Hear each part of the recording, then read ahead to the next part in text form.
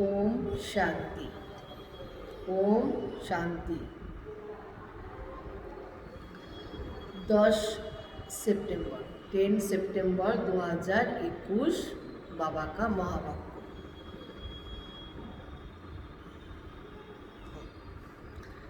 बाबा ने कहा, मीठे बच्चे, तुम रूहानी बाप से नई नई रूहानी बातें सुन रहे हो। तुम जानते हो जैसे हम आत्माएं अपना रूप बदल कर आए हैं, वैसे बाप भी आए हैं। प्रश्नों, छोटे छोटे बच्चे बाप की समझाने पर अच्छी रीति ध्यान दे तो कौन सा टाइटल ले सकते हैं? उत्तर, स्पिरिचुअल लीडर का। छोटे बच्चे अगर कोई हिम्मत का काम करके दिखाए, बाप से जो सुनते हैं उस पर ध्यान दे और दूसरों को समझाए तो उन्हें सब बहुत प्यार करेंगे। बाप का नाम भी वाला हो जाएगा। क्या कहा बाबा? तुम रूहानी बाबा से रूहानी नई नई रूहानी बातें सुन रहे हो। नया नॉलेज है ना। तुम जानते भी हो जैसे हम आत्माएं अपने रूप बदल कर आए, ऐसे बाबा भी आए हैं। फिर क्या कहा बाबा? स्पिरिचुअल लीडर बनना है, हिम्मत का काम करके दिखाना है, बाबा जो सुनाते हैं वो उस पर सुनना है, एटेंशन देना है और दूसरों को भी फिर समझाना है। और ऐसा करेंगे तो बहुत प्यारा बन जाएंगे, बाप का नाम वाला हो जाएगा। गीत है, छोड़ भी दे आकाश सिंहासन। ओम शांति। बच्चों ने बुलाया और बाबा ने रिस्पॉन्ड किया। बच्चा बुलाते ना, हे भगवान आ जाओ, आकाश सिंहासन छोड़ के आ जाओ हमारे पास, पतित पावन आ जाओ। है तो बाबा ने, बच्चों ने बुलाते हैं तो बाबा ने रिस्पॉन्ड करते हैं। प्रैक्टिकल में बच्चा क्या कहते हैं कि बाबा आप फिर से रावण राज्य में आ जाओ। ये हुआ बात, असली बात, सच्ची बात, क्योंकि हर कल्प में बाबा आते हैं।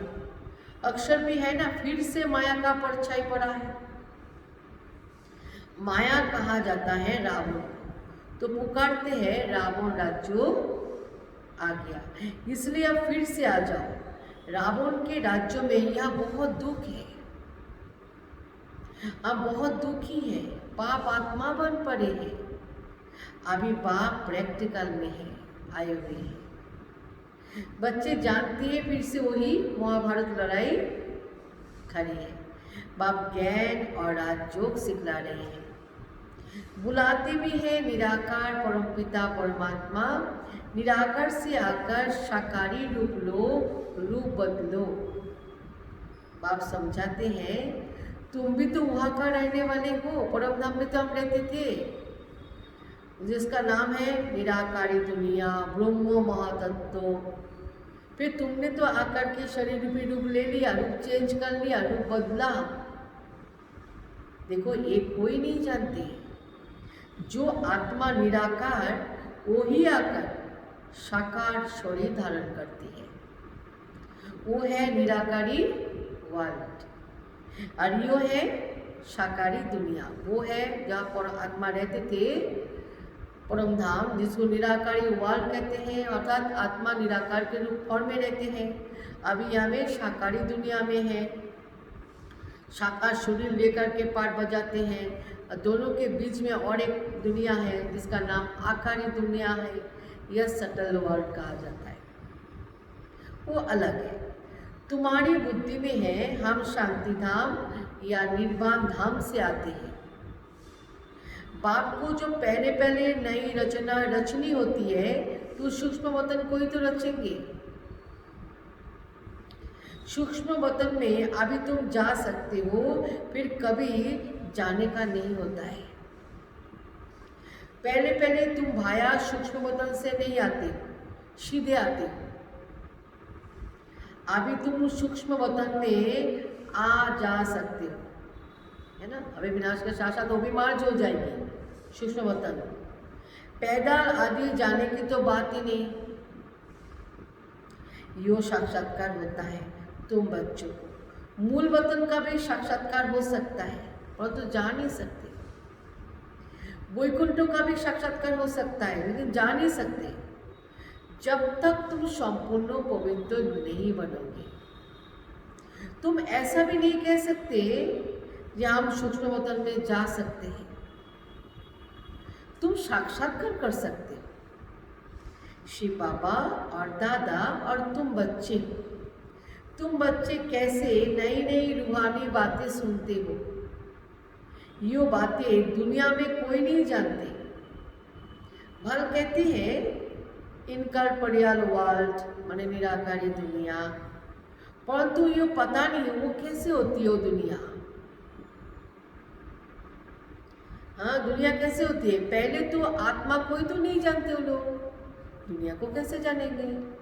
तो निराकारी दुनिया को फिर क्या जानेंगे? बाप पहले पहले आकर आत्मा को रियलाइजेशन कराते हैं, अनुभव कराते मैं कौन हूँ। तुम आत्मा हो, फिर रूप बदला अर्थात निराकार से साकार में आई हो। अभी तुम समझते हो हमारी आत्मा 84 जन्म कैसे होते हैं।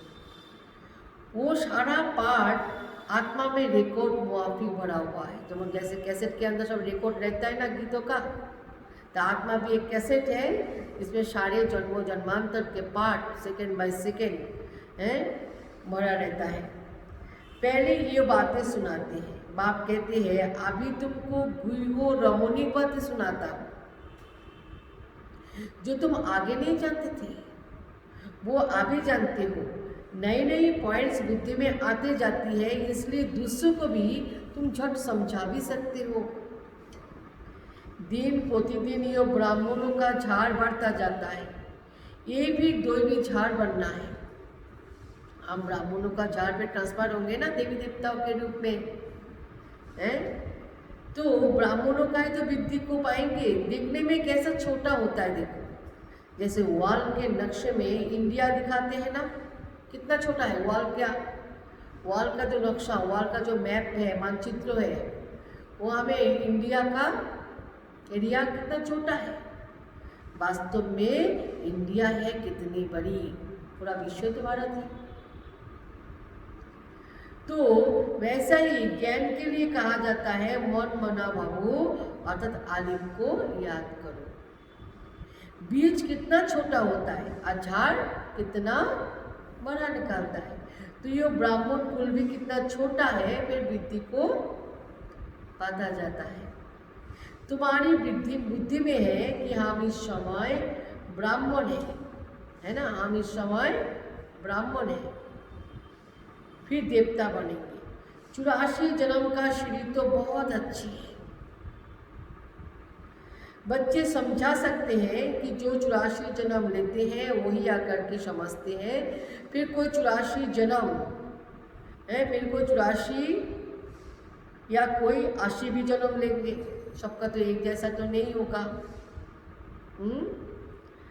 यूँ तो समझते हैं ना हम इस दैवी कुल के हैं, हम सूर्यवंशी घराने के बनेंगे, लेकिन अगर नापास होंगे तो फिर देरी से आएंगे, सभी इकट्ठा तो नहीं आएंगे।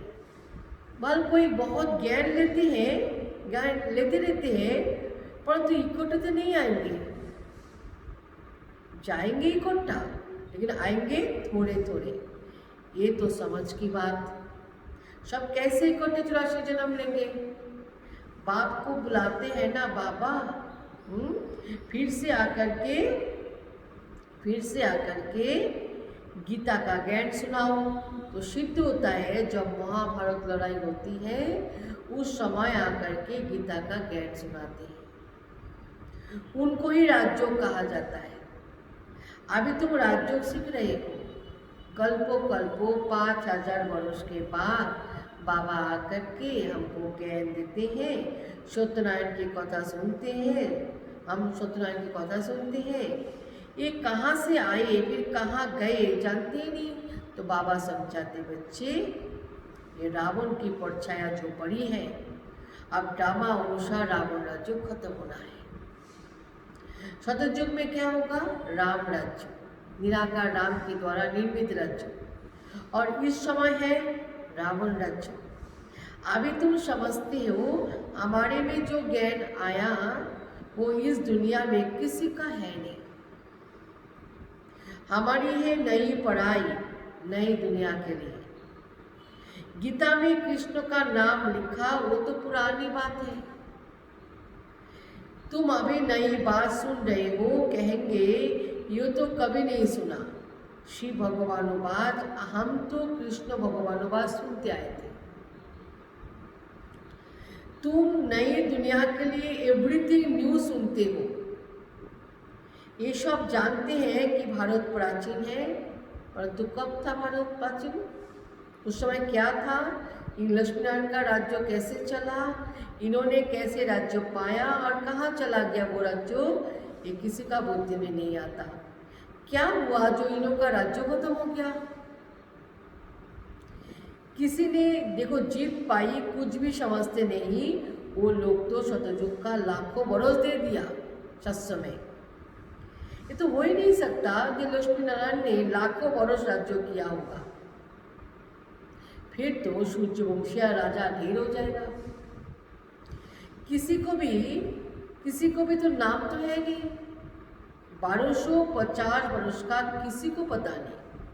फिर लक्ष्मी नारायण का राज्य कहाँ तक चला ये भी किसी को पता नहीं। फिर लाखों वर्ष का पता किसी को कैसे पड़ सकता है? किसी की बुद्धि काम नहीं करती, उल्टा सुल्टा लिख दिया है।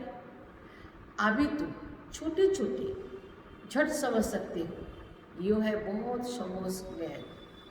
भारत की कहानी सारी स्टोरी है। शतयुग त्रेता में भी क्या था? भारतवासी राजा ही थे। अलग अलग चित्र है ना, या तो देखो हजारों बरस कह देते हैं कि बाप कहते हैं यो है ही 5000 बरस का कहानी। आज से 5000 बरस पहले लक्ष्मी नारायण का राज्य था, डिनास्टी थी। फिर पुनर्जन्म लेना पड़े, वो भी ले लिया जन्म, शरीर छोड़ा फिर नया शरीर में आ गया। ऐसा पुनर्जन्म लेते गए। अभी अंत का टाइम है। छोटे छोटे बच्चियाँ इतना थोड़ा भी बैठ के समझाए तो समझेंगे अरे तो बहुत अच्छी नॉलेज बढ़ी हुई है। ये स्पिरिचुअल नॉलेज के सिवाय स्पिरिचुअल फादर और कोई के पास तो है नहीं, है ना। स्पिरिचुअल नॉलेज सिवाय स्पिरिचुअल का फादर और कोई के पास नहीं है। तुम कहेंगे हमको भी स्पिरिचुअल फादर ने आकर के बताई। आत्मा शरीर के द्वारा सुनती है। आत्मा ही कहेगी कि हम फलाना बनते हैं। सेल्फ को मनुष्य रियलाइज नहीं करते, दुनिया को भागते, दुनिया को रिसर्च करते रहते, चांद में चले जाते, मून तक मंगल ग्रह को रिसर्च करते रहते, जानते ना खुद के अंदर नहीं जाते। हमको बाबा ने रियलाइज कराया है हम आत्मा 84 जन्म पूरे लेते हैं। ऐसे ऐसे बातें बैठे समझाए तो कहेंगे इनको तो बहुत अच्छी नॉलेज है? गॉड नॉलेजफुल है ना, गाते भी है ना, God is knowledgeful, blissful, liberator, guide. परंतु कहाँ ले जाने वाला है गाइड? गाइड माना रास्ता दिखा के ले जाएंगे, तो कहाँ ले जाएंगे ये भी कोई नहीं जानते। ये बच्चे समझा सकते हैं जो बच्चा स्पिरिचुअल ज्ञान को लिया है गॉड से। तो स्पिरिचुअल फादर नॉलेजफुल है तो इसको ब्लिसफुल भी कहा जाता है। आनंद का सागर लिबरेट भी तब करती है, मुक्त करती है किससे? दुख शांतियों से, विकारों से, जब मनुष्य बहुत दुखी होती है। एक रावण का राज्य होता है, हेवनली गॉड फादर कहा जाता है ना, स्वर्ग रचयिता बाबा। हेल को रावण राज्य कहा जाता है। रावण राज्य बना नरो और बाबा का राज्य है स्वर्ग। ये नॉलेज किसी को बैठे सुनाओ झट कहेंगे ये सबको चलकर सुनाना चाहिए, परंतु धारणा बहुत अच्छा चाहिए। प्रदर्शनी का चित्रों की मैगजीन भी है, और भी समझेंगे तो इस पर बहुत सर्विस कर सकते हैं। ये बच्चे भी जयंती वन को बाबा ने दिखाया, सामने बैठे थे। ये बच्चे भी लंदन में वहाँ अपने टीचर को समझा सकती है, वहाँ लंदन में ये सर्विस कर सकते हैं। दुनिया में ठग भी तो देखो बहुत है। रावण ने एकदम सबको ठग बना दिया। बच्चे सारे वर्ल्ड का हिस्ट्री जियोग्राफी समझा सकते हैं। लक्ष्मी नारायण का राज्य कितना समय चला, फिर फलाने संवत से इस्लामी आई, बौद्धी आई, क्रिश्चियन आई, कब आए हैं, उसके पिछाड़ी में कब कैसे कैसे आए हैं, कैसे कैसे आते हैं, वृद्धि होते होते वैरायटी धर्मों का चार कितना बड़ा हो जाते हैं, ये सब तो हम समझा सकते हैं ना। आधा कल्प के बाद फिर और धर्म आते हैं। ऐसे ऐसे बातें यो बैठ के सुनाए तो सुनने वाले इनको कहेंगे अरे ये तो स्पिरिचुअल लीडर है, इनमें तो स्पिरिचुअल नॉलेज है।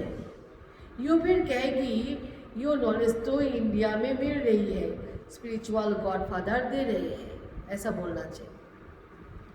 और वो कौन है जो देने वाला? ज्ञान सागर बीजरू। ये उल्टा झाड़, बीज है नॉलेजफुल, बीज को झाड़ की नॉलेज होगी ना, एक बीज के अंदर वो झाड़ का नॉलेज तो है समाया हुआ। यो वैरायटी रिलीजन का झाड़ है। भारत का डीटी रिलीजन इनको कहा जाता है। पहले लक्ष्मी नारायण का राज्य, फिर होता है राम सीता का राज्य, फिर आधा कल्प चलता है, आधा कल्प चलता है, फिर बाद में आते हैं पहले इस्लामी, उसके बाद बुद्धि, उसके बाद क्रिश्चियन, फिर झाड़ को वृद्धि को पता रहता है। ऐसा जाकर के ये बच्चे भाषण करे तो और समझाए नॉलेज को, ये वृक्षों कैसे इमर्ज होता है, ये सृष्टि चक्रों कैसे फिरता है, हम समझा सकते हैं। ऐसा बोल के सबको समझाओ। विलायत में तो और कोई है नहीं। यो बच्चे जाकर के समझाए कि अभी आयरन एज का अंत है, गोल्डन एज आने वाला है, तो वे लोग बहुत खुश होंगे। बाबा जुक्ति बतलाते रहते हैं ना, इस पर ध्यान देना चाहिए। छोटे बच्चों को मान बहुत मिले, छोटा कोई हिम्मत का काम करते हैं तो उनको बहुत प्यार करते हैं। बाप को ये होता है कि ऐसे ऐसे बच्चे इसमें अटेंशन दे तो स्पिरिचुअल लीडर बन जाए।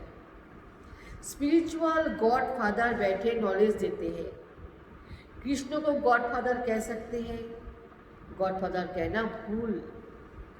गॉड है निराकार, हम सब आत्मा, उनके बच्चे आपस में भाई भाई ब्रदर्स।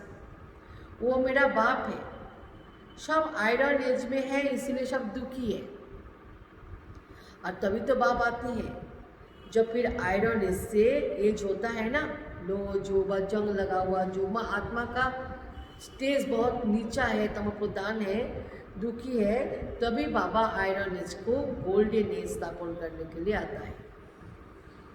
भारत प्राचीन सुख धाम था, हेविन था, बहुत थोड़े मनुष्य थे, बाकी इतना सब आत्माएं कहाँ थी? शांति धाम। तो शतयुग तो यही होगा ना, तब पॉपुलेशन बहुत कम होगा, बाकी सारी आत्माएं ऊपर रहेगी शांति धाम में। तो ऐसे ऐसे समझाना चाहिए। समझाते समय डरना नहीं, डरने की बात ही नहीं, ये तो कहानी है। कहानी खुशी से बताई जाती है। वर्ल्ड का हिस्ट्री जियोग्राफी कैसे रिपीट होती है, उनको कहानी भी कह सकती है, नॉलेज भी कह सकती है। तुमको तो यूँ पक्की याद होना चाहिए। बाबा कहते मेरे आत्मा में साढ़े झाड़ का ज्ञान है जो मैं रिपीट करता हूँ। नॉलेजफुल बाप बच्चों को क्या करते हैं? नॉलेज देते हैं। यो जा कर के नॉलेज देगी तो कहेंगे आप औरों को भी बुलाओ। होता है ना, बाबा हम बच्चों को नॉलेज दे रहे हैं, हम जा कर के दूसरों को सुनाना है। बोलो हाँ, बुला सकते हैं, क्योंकि वो लोग जानना चाहते हैं कि भारत का प्राचीन राज्य क्या था, जिसमें भारत हेविन बना, वो कोई भी आकर के समझाए। है ना, ये भारत का कहानी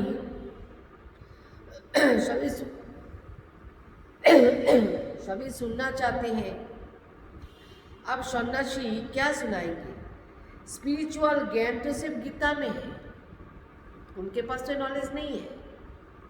वो तो जाकर गीता ही सुनाती है, गीता कितना पढ़ती है, कंठो करते रहती है। क्या गीता को स्पिरिचुअल नॉलेज है? गीता को स्पिरिचुअल नॉलेज है? अरे ये तो बनाई है मनुष्यों के नाम पर। स्पिरिचुअल नॉलेज तो मनुष्य दे ना सके। तुम अभी फर्क समझते हो उस गीता में और जो बाबा सुनाते हैं इस गीता में रात दिन का फर्क है। दिया देखो, दिया फादर ने और नाम, और दिया फादर ने नॉलेज दिया, फादर ने और नाम डाल दिया कृष्ण का। शतयुग में कृष्ण को तो नॉलेज होगा ही नहीं, नॉलेजफुल तो है फादर।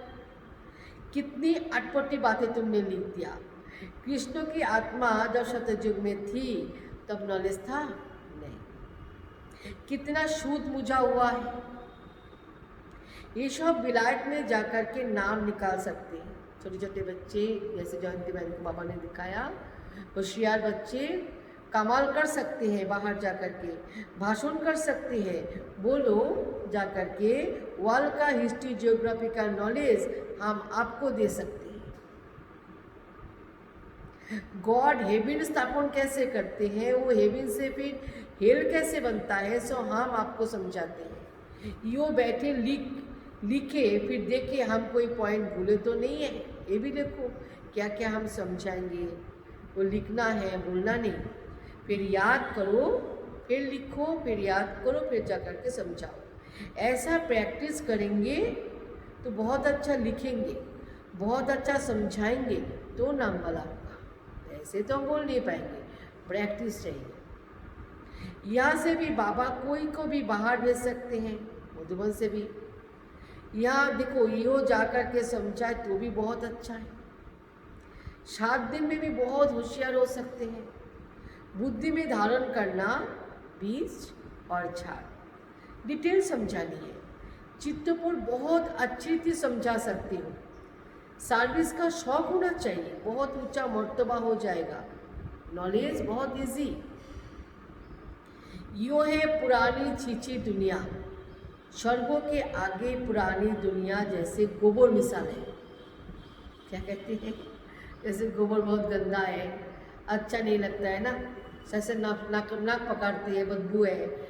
इसी प्रकार स्वर्गों के आगे पुराना दुनिया गोबर मिसाल है। क्यों बदबू आती है, इनमें बांस आती है पुराना दुनिया का। वो तो सोने का दुनिया, अरे है गोबर की दुनिया। देखो बात, वो है सोने की दुनिया, ये है गोबर की दुनिया। तुम बच्चे जानते हो अभी हम ये शोले छोड़ जा कर के प्रिंस प्रिंसेस बनेंगे। ऐसे स्कूल में पढ़ने जाएंगे, वहाँ तो ऐसा विमान होंगे, फुल प्रूफ होंगे।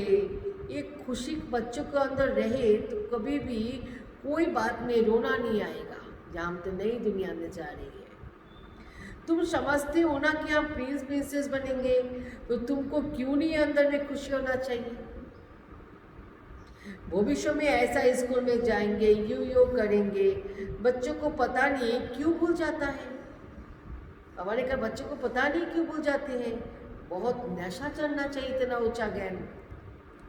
अच्छा, मीठे मीठे से खिलाते बच्चों प्रति माता पिता बाप दादा का याद प्यार और गुड मॉर्निंग। रूहानी बाप की रूहानी बच्चों को नमस्ते, रूहानी बच्चों की रूहानी बाप दादा को याद प्यार गुड मॉर्निंग, नमस्ते नमस्ते नमस्ते। धारणा के लिए मुखोशा। इस पुरानी छीछी गोबर मिसाल दुनिया को बुद्धि से भूल शतयुगी दुनिया को याद कर अपार खुशी या नशे में रहना है, कभी भी रोना नहीं है। नंबर 2, बाप जो गुह्यो रमणीक बातें सुनाते हैं उन्हें धारण कर सबको समझाना है। स्पिरिचुअल लीडर का टाइटल लेना है। वरदान, कर्मों करते हुए कर्मों के बंधन से मुक्त रहने वाले सहयोगी शतयोगी भव। विस्तार, जो महावीर बच्चे हैं उन्हें साकारी दुनिया की कोई भी आकर्षण अपने तरफ आकर्षित नहीं कर सकती। वे सदा स्वयं को 1 सेकंड में न्यारा और बाप का प्यारा बना सकते हैं। महावीर बच्चे। डायरेक्शन मिलते ही शरीर से परे अशरीरी, आत्माभिमानी, बंधन मुक्त, योग युक्त स्थिति का अनुभव करने वाले ही कौन है? सहज योगी, शत योगी, सदा योगी, कर्म योगी और श्रेष्ठ योगी है। वो जब चाहे, जितना समय चाहे, अपने संकल्प सांस को एक प्राणेश्वर बाप की याद में स्थित कर सकते हैं। स्लोगन है, एक स्थिति की श्रेष्ठ आसन पर विराजमान रहना, यही तपस्वी आत्मा की निशानी। ओम शांति। मैं सहज योगी आत्मा। आज का सम्मान है, मैं सहज योगी आत्मा। ओम शांति। चलिए बाबा की याद में